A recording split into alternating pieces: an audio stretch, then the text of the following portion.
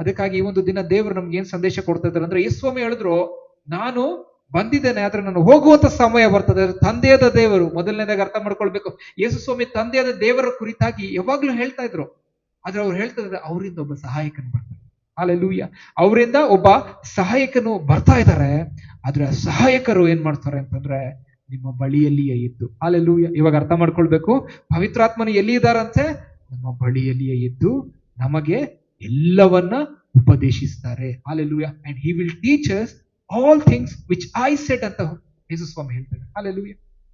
ಇವಾಗ ನಾವು ಅರ್ಥ ಮಾಡ್ಕೊಳ್ಬೇಕು, ಜೀಸಸ್ ಏನ್ ಹೇಳಿದ್ರು ಎಲ್ಲಾ ಡಿಸೈಪಲ್ಸ್ ಮೇ ಬಿ ಮರ್ತೋಗಿರ್ಬೋದು, ಆದ್ರೆ ಹೋಲಿ ಸ್ಪಿರಿಟ್ ಏನ್ ಹೇಳಿದ್ರು ಮರ್ತೋಗಲ್ಲ. ಯಾಕೆಂದ್ರೆ ದಟ್ ಈಸ್ ದ ರೆವಲ್ಯೂಷನ್ ಅಂತ. ಹಲ್ಲೆಲೂಯಾ. ಹಾಗಾದ್ರೆ ಯೇಸುಸ್ವಾಮಿ ಹೇಳಿದ ರೆವಲ್ಯೂಷನ್ ಇಲ್ಲ, ಯೇಸುಸ್ವಾಮಿ ಹೇಳಿದ ರೆವಲ್ಯೂಷನ್. ಬಟ್ ಕೇಳುವಂತ ಒಂದು ಕಿವಿಗಳು ಅವ್ರದ್ದಾಗಿದ್ದಿಲ್ಲ. ರಿಸೀವ್ ಮಾಡುವಂತ ರೆವಲ್ಯೂಷನ್, ರಿಸೀವ್ ಮಾಡುವಂತ ಒಂದು ಸಾಮರ್ಥ್ಯ ಅವ್ರಿಗೆ ಯಾವಾಗ ಟೈಮ್ ನಲ್ಲಿ ಇದ್ದಿಲ್ಲ. ಬಟ್ ಹೋಲಿ ಸ್ಪಿರಿಟ್ ಹೇಳೋದು ಎಲ್ಲ revolution. Hallelujah. Because he is not speaking in the form of a man, he is speaking in the form in the spirit ಅಂತ. Hallelujah. ಅದಕ್ಕೆ ದಟ್ ಈಸ್ ರೆವಲ್ಯೂಷನ್.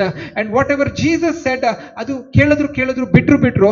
ಆದ್ರೆ ಯೇಸುಸ್ವಾಮಿ ಹೇಳ್ತಾ ಇದ್ದಾರೆ, ಇವಾಗ ಕೇಳಿಸ್ಕೊಳ್ತಲ್ಲ ಪರವಾಗಿಲ್ಲ, but when the Holy Spirit comes, he will teach you all things ಅಂತ. Hallelujah. He did not tell, he will teach you the first things ಹೇಳ್ತಾರೆ, ಆಮೇಲೆ ಸೆಕೆಂಡ್ ಥಿಂಗ್ಸ್ ಹೇಳಲ್ಲ ಅಂತ ಹೇಳ್ತಲ್ಲ. He will teach you all things which I said to you.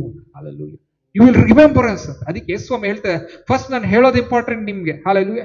ನಾನು ಏನೇನು ಹೇಳ್ತೇನೋ ಅದು important. ಅದನ್ನ ನೀವು ಕೇಳಿಲ್ಲ ಅಂದ್ರೂ ಕೂಡ when the Holy Spirit will come, when the helper is there, he will remind you. Hallelujah.